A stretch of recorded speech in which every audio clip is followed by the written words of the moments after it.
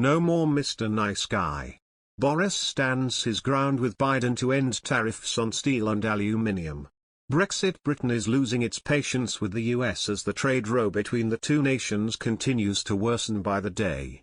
Negotiations have been ongoing between the countries as the UK tries to end tariffs on steel and aluminium that former President Donald Trump imposed in 2018. International Trade Secretary Anne-Marie Trevelyan made the journey to Washington to discuss these tariffs. Following a visit to the capital of the US, Ms. Trevelyan vowed that the UK will do whatever is necessary to bring an end to the dispute. She said, "We have been clear all along that resolving this dispute is the right thing to do. It will benefit workers and businesses on both sides of the Atlantic, and would remove the need for the UK to levy retaliatory tariffs on US goods." David Hennig, co-founder of the UK Trade Forum, made clear that the threat of the US by the UK over this dispute is not a great idea. Mr. Hennig said, "The idea of the UK threatening the US with a heightened trade conflict is utterly preposterous. The UK already had tariffs in place for the US, with both bourbon whiskey and Harley-Davidson motorbikes included in these. However, these may be increased should an end to the dispute not be found. As well as this increase, tariffs on US wines may also be considered." The UK has been making strides towards agreeing an end to the dispute, with an invitation sent by the International Trade Secretary to Commerce Secretary Gina Raimondo to visit London next month. However, Ms. Trevelyan did not even get a reply to this invitation. To make matters worse, the US will ease the same tariffs next month for the EU despite the UK continuing to have them. After the UK's departure from the EU, this will possibly weaken the pursuit of an agreement.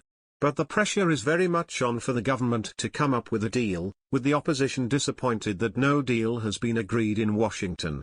Shadow International Trade Secretary Nick Thomas Simmons took aim at Ms. Trevelyan for not bringing an end to the dispute.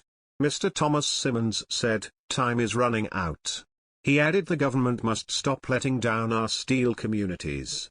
As well as from the opposition, agitation from Ms. Trevelyan's own side is also growing. According to reports, Conservative MPs in steel manufacturing seats are becoming increasingly concerned that no agreements are close to being made in relation to the tariffs. In other news, International Trade Secretary Anne-Marie Trevelyan traveled to Washington last week to urge her counterparts to lift the punishing national security tariffs on steel and aluminium that former President Donald Trump imposed in 2018. So far, the gambit appears not to have paid off. There are already some UK tariffs on items like bourbon whiskey and Harley-Davidson motorbikes. Those could be increased. But the UK could target other areas too, with some in the Trade Department floating US wine as an option. The question is whether threatening Washington will work. For its part, the EU threatened to double its retaliation tariffs over the steel issue, and after some months Washington relented. But the EU is a massive trading bloc, whereas after Brexit, the UK is a single nation all alone. In Washington, there's skepticism. Tanal Bayrock, a DC trade lawyer, said the post-Brexit commitment to a wider trade deal, and the desire for the Biden administration to rebuild ties with the EU following the Trump era, meant he did not anticipate that the UK would move ahead with that threat of increasing retaliatory tariffs on the US. Washington seems so disinterested in a free trade deal, that Britain will want to tread with caution. After her meeting with Trevelyan, US Trade Secretary Catherine Tai remained non-committal about when talks on an agreement might resume. However, some expect Tai to come to Britain next month, and there are even rumours Dan Mullaney, who led the now dormant FTA negotiations on the US side, could also make an appearance in London in the spring.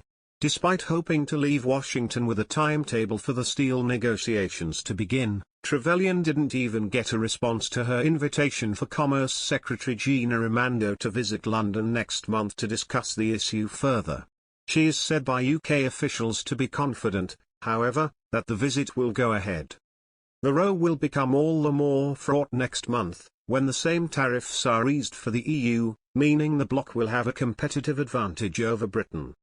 It was insulting enough that the US negotiated on the issue with Brussels without coming to the UK for talks. But seeing the continent benefit from favorable treatment while the so-called special partner of Washington gets left in the cold is harder to swallow.